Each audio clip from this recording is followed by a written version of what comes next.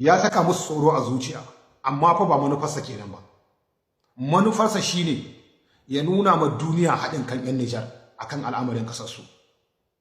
Tun daga bankon kudu ya tinkari arewa, har ya haɗe wannan bangon kilomita 1,400 da 'yan kai. Ba don komai ba, sai don al'ummar ƙasar Nijar da suke wannan yankunan su shaida cewa tabbas suna da shugaban da bai manta da cewa nauyin ƙasa na kansa ba. Can iyakar Alje da Nijar da Mali, in ba ku manta, shine wannan gurin wanda aka ce an kai hari a kwanakin baya. To ka nuna mun tafiyar da gwanin ka yi misali rabin wannan.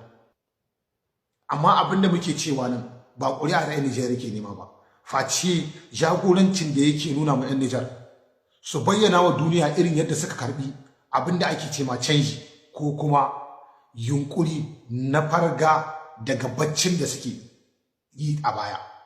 Domin a cikin tafiyarsa ya ambaci wani abu da yake nuna maka shi fazatonci ya fito ne sai dai abin da al'amarin Allah kawai yake jira, amma shi ga dalilin mutuwar shi. A lokacin da ya zo Tsarnawa, abin da ya faɗi shi ne sun shigo Tsarnawa kuma ga shi lokacin sallah yayi, ga yanayin yadda hanya take, me ya dace yayi?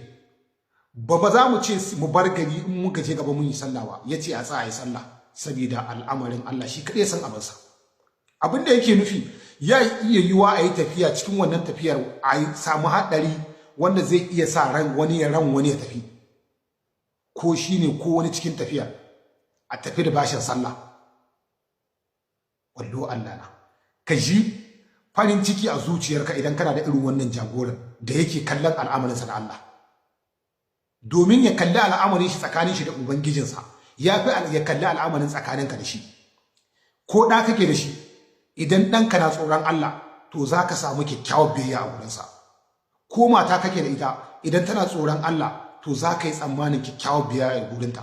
Haka idan kuna da jagora mai tsoron Allah, za ku yi tunanin adalci a gare shi.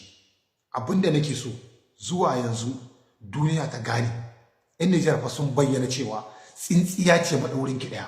A wannan karan sun ɗaure, kuma irin ɗaurin da ba wanda zai iya kwance wannan kullin sai Ubangiji subhanahu wataala.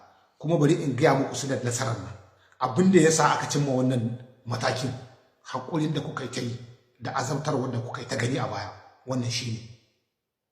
Amma burin mai girma shugaban ƙasa Abdurrahman ya cika. Me yasa na ce ya cika? Saboda ya ce shi burin su 'yan Nijar su haɗe kai.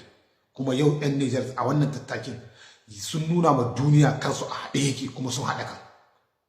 Ku da kuke ta ihu kuna ta hayaniya akan rediyo sai ku ci gaba. Nijar dai sun gaya muku, talakawa Nijar sun nuna muku yanda suka ɗauki al'amarin tafiyar CNSP da kuma yanda suke kallon mai girma shugaban ƙasa Abdurrahman Chani. Allah ya kare mu da shi.